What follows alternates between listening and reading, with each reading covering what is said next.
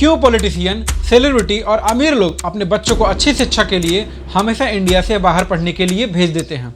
क्यों government school के जितने भी टीचर्स हैं वो अपने बच्चों को कभी भी उसी गवर्नमेंट स्कूल में नहीं पढ़ाते हैं? क्यों हमेशा ऐसा ही होता है कि सही सवाल जवाब करने वाला रेंचो को यूजलेस माना जाता है और रट्टे मार मार कर पढ़ने वाले को ब्रिलियंट स्टूडेंट माना जाता है? इंडिया में कोई भी चीज़ बिना एग्जाम्पल के नहीं समझाई जा सकती। तो चलिए मैं आपको एग्जाम्पल्स दिखाता हूँ। जितनी स्विट्जरलैंड की टोटल पॉपुलेशन है उससे ज्यादा इंडिया इंजीनियर्स प्रोड्यूस कर देता है। I hate education. हमारे सारे बच्चे परीक्षा के लिए पढ़ते हैं, ज्ञान के लिए कोई नहीं पढ़ता। The biggest criminals in the world, school teachers. I really don't like school. Visually impaired students के लिए इंडियन एजुकेशन सिस्टम में साइंस का ऑप्शन ही नहीं है। केस करना है। किस पर? इंडियन एजुकेशन सिस्टम पर।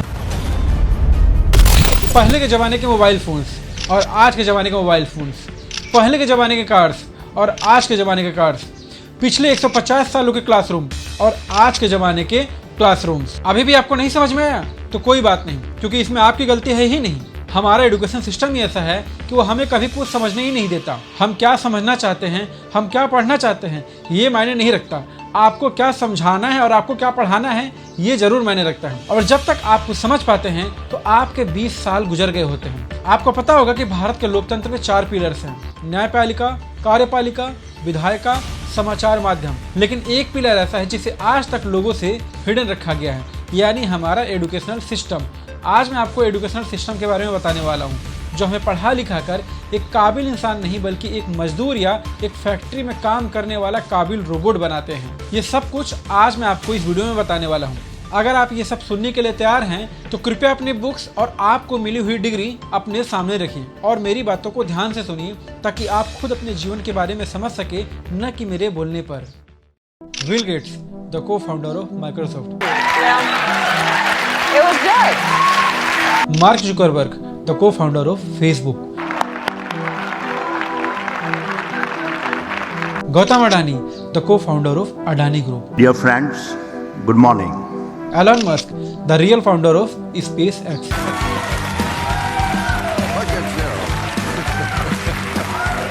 ये सभी दुनिया के रिचेस्ट लोगों में से एक हैं, लेकिन हम सभी 20 या 25 सालों की कड़ी मेहनत करने के बावजूद भी इनके जैसा क्यों नहीं बन पाते हैं? क्योंकि इनमें एक बात कॉमन है, ये सभी अपने एजुकेशन सिस्टम के ट्रैप से बचने में सफल हो गए थे।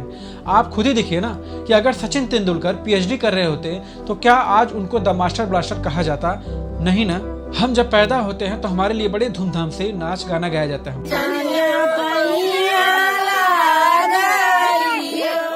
जैसे जैसे हम बड़े होने लगते हैं हमारे घर वाले हमसे उम्मीदें रखने लगते हैं, और वो भी क्यों ना रखें। और जैसे जैसे हम थोड़ा और बड़े हो जाते हैं हमको ये बोला जाता है कि बेटा तुमको साइंस लेकर ही पढ़ना है और कुछ भी नहीं, बेटा तुमको इसी कॉलेज में जाकर पढ़ाई करनी है। और हम क्या करते हैं, हम भी अपने आप को उसी की तरफ बहुत ही प्राउडली ढकेलते रहते हैं। और आपने तो ये गाना सुना ही होगा। और लास्ट में हमारी पूरी जिंदगी सिर्फ आर्ट्स, कॉमर्स और साइंस के पिलर्स पर अटक कर रह जाती है और हम जिंदगी भर पढ़ते ही रहते हैं। जब आपने तैयारी शुरू करी आप कितने साल के थे?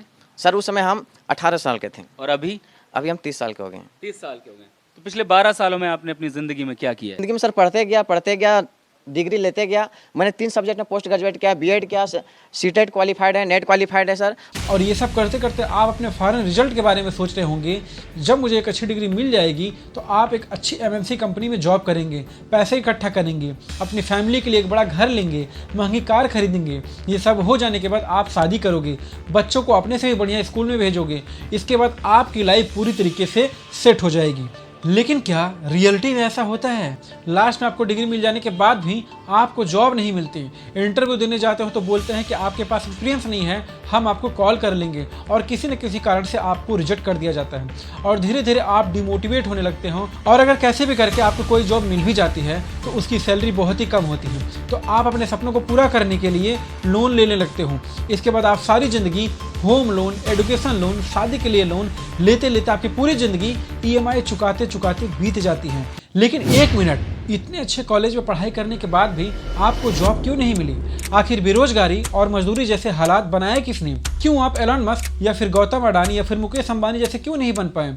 आखिर क्यों इतना सारा पैसा खर्च करने के बाद भी, इतनी अच्छी पढ़ाई करने के बाद भी आपको किसी के अंडर काम करना पड़ता है। जिंदगी में सारी चीज़ छूट गया सर, घर परिवार रिश्तेदार सारे छूट गए। हम लोग को बहुत हीन भावना से देखते हैं लोग, जो भी देखते हैं हम लोग को बहुत हीन भावना से, परिवार रिश्तेदार वाले उतना बात नहीं करते हैं सर। मैं अपने दुख और पीड़ा को हम किसी पास सामना नहीं कर सकता हूँ सर। बहुत संघर्ष से पढ़ा हूँ, ट्यूशन पढ़ा के मैं 2012 से ट्यूशन पढ़ा के अभी तक मैं पढ़ाई किया हूँ और मैं कुछ भी हासिल नहीं कर पाया। उल्टा हमारे पर FIR हो गया। मैंने अपनी मांग को शांतिपूर्ण रखने के लिए गया था कि जो गलती की आप आयोग उसको जांच करिए, दोषी उस पर कार्रवाई करिए। वो दोषी पर कार्रवाई ना करके हम लोग को FIR कर दिया। अब हम लोग क्या करें सर? अब तो इस सवाल का जवाब आज नहीं बल्कि हमारे बीते हुए कल में छिपा है। क्या आपको पता है कि इंडियन एजुकेशन सिस्टम की शुरुआत किसने की? तो इसका आंसर है ब्रिटिशर्स ने।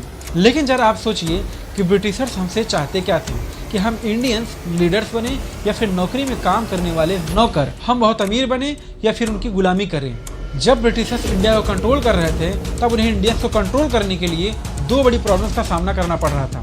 सबसे पहली दिक्कत कम्युनिकेशन की, क्योंकि इंडियंस को इंग्लिश नहीं आती थी, और दूसरी सबसे बड़ी दिक्कत मैन पावर की, जैसे कि क्लर्क, फैक्ट्री मजदूर, ऑफिस बॉय, सिक्योरिटी गार्ड।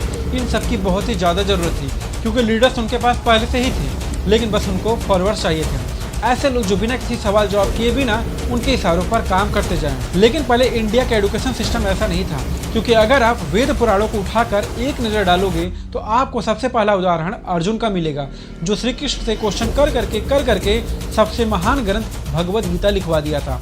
लेकिन आजकल के बच्चे सवाल पूछने से ही डरते हैं। इंडियंस को कंट्रोल करने के लिए उन्होंने एक योजना बनाई कि भारतीयों को पढ़ाया लिखाया जाए जिससे वो हमारी भाषा को अच्छी तरीके से समझ सकें। तो अपनी पहली प्रॉब्लम्स को सॉल्व करने के लिए थॉमस वेबिंगटन मैकॉले ने सन 1835 में लॉन्च किया इंग्लिश एजुकेशन एक्ट, जहां से शुरुआत हुई इंग्लिश बोलने और पढ़ने की ट्रेंड की। लेकिन अंग्रेज भारत को छोड़कर चले गए, लेकिन अफसोस की बात है कि हम उनके इंग्लिश के गुलाम बनकर रह गए। आज के समय में इंग्लिश इंडिया का एक फैशन बन चुका है, एक ट्रेंड बन चुका है। न ही इंग्लिश के बिना नौकरी मिलती है और न ही इंग्लिश के बिना शिक्षा। धीरे धीरे हम नमस्ते से हेलो पर आ गए, फिर हमारी किताबें इंग्लिश में कन्वर्ट होना शुरू हो गई और एक अलग विचारधारा की शुरुआत हो गई, जिसमें लोग दो भागों में बंटकर रह गए।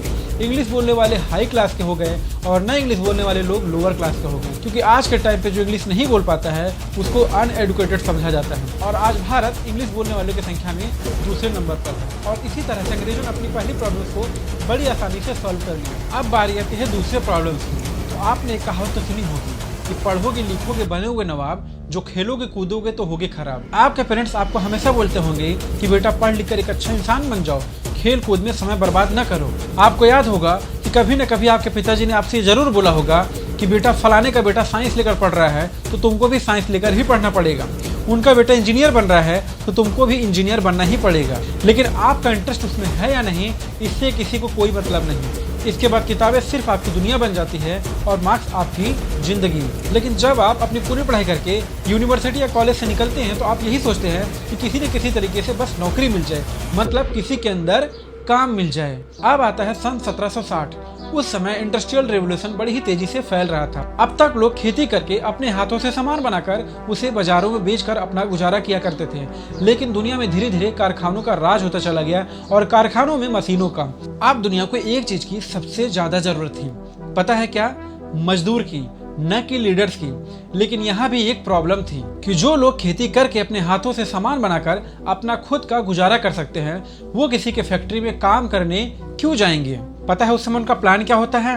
एजुकेशन सिस्टम, कि एक ऐसा जनरेशन तैयार किया जाए कि उसके दिमाग से उसके खुद के आइडिया और क्रिएटिविटी निकाल कर उसका ब्रेन वॉश करके उसके दिमाग में सिर्फ पैसा अर्न करने का ऑप्शन डाल दिया जाए, और वो है work as a labour in factory. और आप अब इसे ध्यान से देखिए कि हमारे स्कूल का फॉर्मेट एक फैक्ट्री के ही जैसा तो है। बेल बजने पर एंट्री, बेल बजने पर लंच करना, बेल बजने पर छुट्टी। मतलब बच्चों के दिमाग में एक पैटर्न सेट किया जा रहा है कि बेल बजने पर तुरंत रिएक्ट करे। और आप खुद ही देखो ना कि बचपन से यही होता आ रहा है, फिर चाहे वो ऑफिस हो या फिर एक फैक्ट्री, और ठीक ऐसा ही होना शुरू होता है। जो लोग फार्मिंग करके छोटा मोटा बिजनेस करके पैसे अर्न कर लेते थे, कि उनके बच्चों को इस तरीके से ब्रेन वॉश किया जा रहा था कि जब वह अपनी पूरी पढ़ाई करके निकले तो उसके दिमाग में पैसे अर्न करने का सिर्फ एक ही ऑप्शन रह जाता है, और वो होता है फैक्ट्री में काम करना। इस तरीके से धीरे धीरे ही सही अंग्रेज अपने दूसरे प्लान में कामयाब हो जाते हैं, और इस तरीके से लेबर्स की कमी को पूरा कर लिया जाता है। और हमें भ्रमित करने में सिर्फ अंग्रेजों का ही हाथ नहीं है, बल्कि आज की हमारी मीडिया का काम बड़ी अच्छी तरीके से कर रही है। न्यूज चैनलों में सिर्फ 4 प्रकार के न्यूज दिखाए जाते हैं: political, cinema, crime and sports. इसके अलावा आपको न्यूज़ में ना ही फिल्म मेकिंग, ना ही फोटो जर्नलिज्म, फोटोग्राफी और आर्ट्स की चीज़ें दिखाई जाती हैं, जिससे यंग लोग अपने पैशनेट को फील करें और अपने करियर को चुनें। लेकिन ऐसा नहीं होता है। न्यूज़ चैनलों में क्या न्यूज़ चलती है कि ये देखिए आप लोग, ये वीडियो हो रही है वायरल। क्या आपने कभी किसी कौवे को रैंप वॉक करते देखा है? एक और जरिया जिससे यूथ मोटिवेट हो सकता था, जैसे कि सोशल मीडिया, यूट्यूब और इंस्टा की बात करें, आपको वही वीडियो दिखाया जाता है जो रील्स और वीडियो में आप देख रहे होते हैं, और आप अपना समय उन चीज़ों में देखने में बर्बाद कर देते हैं जिससे आपका मनोरंजन हो रहा है। थ्री इडियट्स इंडिया की ऑल टाइम ब्लॉकबस्टर मूवी में से एक है, जिसमें बार बार एक मैसेज दिया जाता है कि आप अपने पैशन के पीछे भागो, सक्सेस के पीछे मत भागो, एक्सेलेंस का पीछा करो। सक्सेस झक मार के तुम्हारे पीछे आएगी। लेकिन इस फिल्म के 13 साल रिलीज होने के बाद भी अगर स्टूडेंट की ग्राउंड रियलिटी को देखोगे तो लोग आज भी वही गिने चुने ऑप्शन के पीछे भाग रहे हैं। आज का हमारा एजुकेशन सिस्टम हाथी, घोड़ा, बिल्ली, सियार और इंसान को सबको पेड़ पर चढ़ने के लिए बोल रहा है, और जो चढ़ गया वही विनर हो गया। कल भी लोग यही सिस्टम को फॉलो करके बिलो एवरेज की लाइफ जीकर मर गए, न खुद के लिए कुछ कर पाए और न ही अपने बच्चों के लिए कोई विरासत खड़ा कर पाए। और आज भी इसी सिस्टम को फॉलो करके कोई करोड़पति नहीं बन रहा है। बस लोग एक भेड़ की तरह भेड़ की चाल चलते जा रहे हैं। इसीलिए आप अपने पैशन के पीछे भागो, न कि बनी बनाई व्यवस्था पर, और खुद से अलग अलग चीजें एक्सप्लोर करो, ताकि आपको जीवन में एक सही रास्ता और एक सही दिशा मिल सके। अब मैं लास्ट में आपको एक बात बोलना चाहता हूँ कि अगर आपको इस वीडियो से कुछ सीखने को मिला हो, कुछ जानने को मिला हो, तो प्लीज वीडियो को लाइक और सब्सक्राइब जरूर कर दीजिएगा, और हो सके तो इस वीडियो को ज़्यादा से ज़्यादा शेयर कीजिएगा, ताकि लोग जागरूक हो सके अपने भविष्य को लेकर, अपने बच्चों को लेकर। आज के वीडियो में बस इतना ही। मिलते हैं एक नए वीडियो में नए टॉपिक के साथ। तब तक के लिए जय हिंद।